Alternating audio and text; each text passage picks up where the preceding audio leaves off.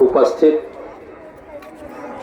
विद्यालय शिक्षा समिति के सदस्य, अभिभावकगण, पूर्व प्रभारी प्रधानाध्यापक बनारस बाबू, विद्यालय के तमाम शिक्षक शिक्षिका एवं छात्र छात्रा, जैसा कि हम जानते हैं कि आज स्वतंत्रता दिवस है, भारत गुलाम था और आज के ही दिन भारत आजाद हुआ।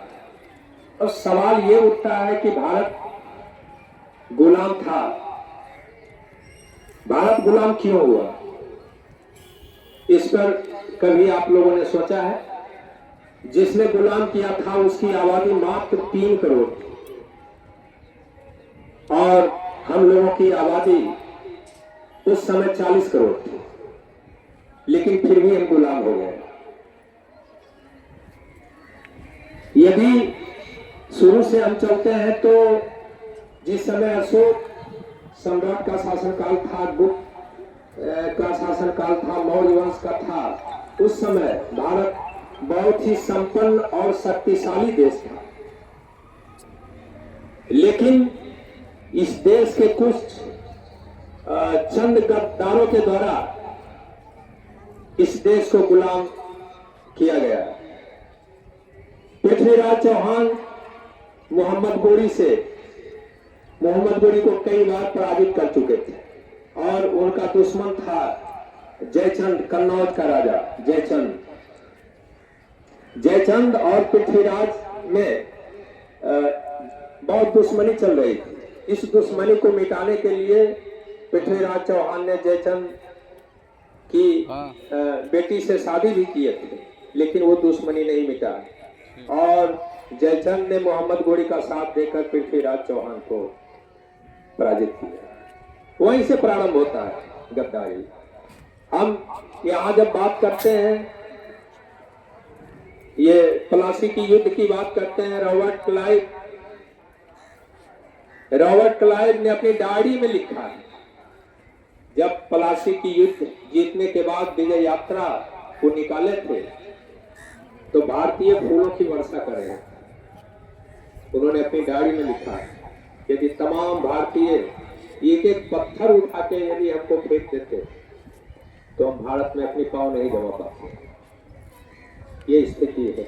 इसी तरह हमारे देश में ये गद्दारी होते रहा। यदि हम कहो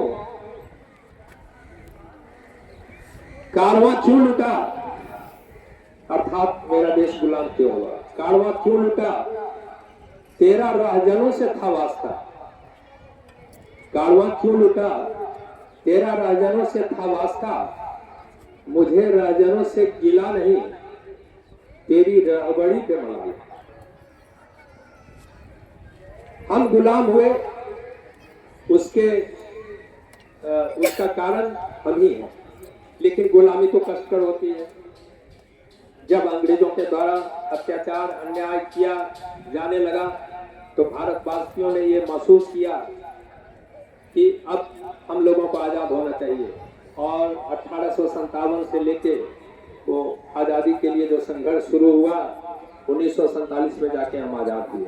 और इस दरमियान में लगभग 10 लाख हमारे देश के वीर क्रांतिकारी शहीद हुए और तब हमें आज़ादी मिली। भारत जब गुलाम था तो यहाँ के ये कवि रामधारी सिंह दिनकर ने अपनी एक कविता के माध्यम से भारतवासियों को जगाने का प्रयास किया। उस कविता को हम दोहराना चाहते हैं। वो कविता था, तो मौन त्याग कर सिंहनाथ, तो मौन त्याग कर सिंहनाथ, रे तपी आज तपकान काल, नवयुग शंख ध्वनि जाग रही, तू जाग जाग मेरे विशाल। और उन्होंने ये भी कहा कि रेड़ों की युधिष्ठिर को यहाँ जाने दे उनको स्वर्ग दे, पर फिरा हमें गांडी बता, लौटा दे अर्जुन भीम भी। और इस तरह इस देश के संघर्ष, क्रांतिकारियों के द्वारा जो संघर्ष किया गया, उसका परिणाम मिला, हमें आजादी मिली।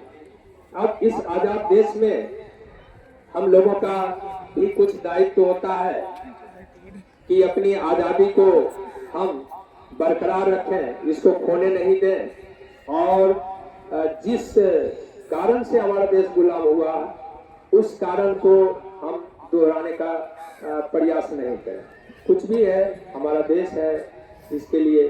और हम ये कहना चाहेंगे कि हमारे देश में जो भी अभी ये लेटर आया है उसमें शिक्षा के महत्व, स्वास्थ्य का महत्व, क्योंकि शिक्षा स्वास्थ्य से ही इस देश का ये विकास होता है। दहेज प्रथा के बारे में कहना था, दहेज नहीं लेना है, नहीं देना है, बाल विवाह वगैरह वगैरह, इस पर ये चर्चाएं करनी थी। तो इसके बारे में आप लोग जानते ही हैं, तो इस सब पर ध्यान देना है और इन्हीं के साथ अपनी वाणी को विराम देते हैं। और विद्यालय के यदि कुछ शिक्षक, चूंकि समय कम है, यदि चाहें तो कुछ 1-2 मिनट में संबोधित कर सकते हैं।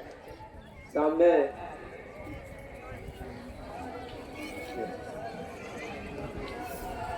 कुछ